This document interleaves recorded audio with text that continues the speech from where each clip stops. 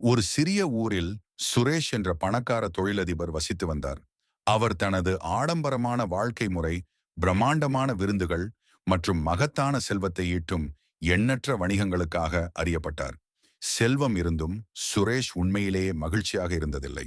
சுரேஷுக்கு ராகவன் என்ற பால்ய நண்பன் இருந்தான். அவர் மிகவும் எளிமையான வாழ்க்கையை வாழ்பவர். ராகவன் ஒரு பள்ளி ஆசிரியராக இருந்தார். ஓரளவு வருமானம் ஈட்டினார். நாள் சுரேஷ் உள்ளூர் சந்தையில் ராகவனை பார்த்தார். சுவாரஸ்யங்களை பரிமாறிக்கொண்ட சுரேஷ் ராகவனை இரவு உணவிற்கு தன் மாளிகைக்கு அழைத்தான். அன்று இரவு ராகவன் சுரேஷ் வீட்டிற்கு சென்றார். இரவு சாப்பாட்டிற்கு பிறகு இருவரும் அமர்ந்து பேசத் தொடங்கினர். சுரேஷால் தன் மனக்கசப்பை வெளிப்படுத்தாமல் இருக்க முடியவில்லை. சுரேஷ் ராகவனை பார்த்து, ராகவன், நான் விரும்பிய செல்வம், பதவி, அந்தஸ்து என அனைத்தையும் அடைந்து விட்டேன். எவ்வளவு வாங்கினாலும், எத்தனை பார்ட்டிகள் போனாலும் மகிழ்ச்சி எப்பொழுதும் என்னை விட்டு விலகியே இருக்கிறது. உங்களின் எளிய வாழ்வில் எப்படி திருப்தியாக இருக்கிறீர்கள்? உங்கள் ரகசியம் என்ன என்று கேட்டார். ராகவன் சிரித்துக்கொண்டே, சுரேஷ், உண்மையான மகிழ்ச்சி என்பது வெளி இன்பங்களினாலோ பொருள் செல்வத்தினாலோ வருவதில்லை. அது நல்லொழுக்க வாழ்வான நன்மை செய்தல், பிறருக்கு உதவி செய்தல், செயலில் நேர்மையாக இருத்தல் போன்றவற்றால் வரும். அறத்தினால் வரும் மகிழ்ச்சி பொருள்களிலிருந்து வரும் தற்காலிக இன்பங்களைப் போலல்லாமல் ஆழமாகவும் மற்றும் நீடித்தும் இருக்கும்.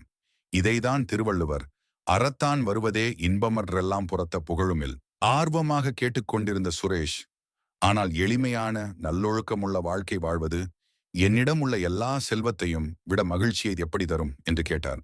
அதற்கு ராகவன், நான் உங்களுக்கு ஒரு கதை சொல்கிறேன். ஒரு காலத்தில் ஒரு வளமான ராஜ்யத்தை ஆண்ட ஒரு மன்னன் இருந்தான். அவனிடம் செல்வம், அதிகாரம், தன் மக்களின் அபிமானம் எல்லாம் இருந்தது.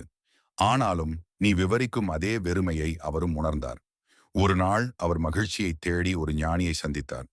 நான் உங்களுக்கு கூறியது போலவே அந்த முனிவரும் மன்னனுக்கு கூறினார். ராஜாவுக்கு சந்தேகம் இருந்தது. ஆனால் முனிவரின் ஆலோசனையை பின்பற்ற முடிவு செய்தார். அவர் தனது மக்களுடன் நேரத்தை செலவிடத் தொடங்கினார். தேவைப்படுபவர்களுக்கு உதவினார். நியாயத்துடனும் இரக்கத்துடனும் ஆட்சி செய்யத் தொடங்கினார். மெதுவாக அவர் அறிந்திராத நிறைவையும் அமைதியையும் உணரத் தொடங்கினார் என்று ராகவன் கதையை கூறி முடித்தார். சுரேஷ் ராகவனின் வார்த்தைகளை ஆழ்ந்து சிந்தித்து கேட்டான். அவருக்கு ராகவன் சொன்ன வார்த்தைகள் நினைவுக்கு வந்து கொண்டே இருந்தது. அதன்படி வாழ முயற்சிக்க முடிவு செய்தார்.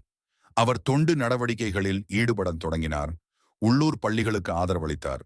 மேலும் தனது நகரத்தில் தேவைப்படுபவர்களுக்கு உதவினார். முதலில் சுரேஷுக்கு அது கடினமாக இருந்தது. ஏனெனில் அவர் இதுவரை அவருடைய செல்வத்தை இதுபோன்று செயல்களில் ஈடுபடுத்தவில்லை. ஆனால் மெல்ல மெல்ல அவர் இதுவரை அனுபவித்திராத ஒரு திருப்தியை உணர ஆரம்பித்தார்.